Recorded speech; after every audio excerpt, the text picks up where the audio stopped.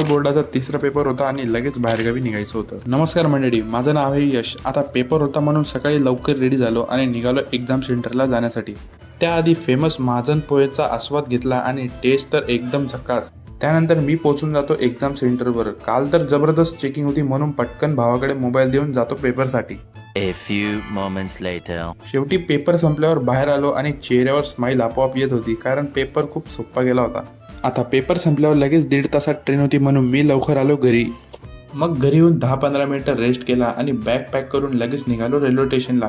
स्टेशनवर पोहोचून सगळ्यात आधी तिकीट घेतली आणि मग थोडा वेळ टाइमपास केला, कारण आपली ट्रेन 10-15 मिनिटं लेट चालत होती. बाई शेवटी अर्धा तास वेट केल्यानंतर माझी ट्रेन फायनली येऊन गेली. एका दिवसात पेपर आणि ट्रॅव्हल मॅनेज करणं हे खरंच खूप वेगळा अनुभव आहे. शेवटी फायनली मी माझ्या डेस्टिनेशनला पोहोचून जातो आणि इथले एक्सपिरियन्स मी पुढच्या व्लॉगमध्ये तुमच्यासोबत शेअर करणार आहे. सो स्टे ट्यून्ड आणि व्लॉग आवडला असेल तर लाईक, शेअर आणि फॉलो करायला विसरू नका.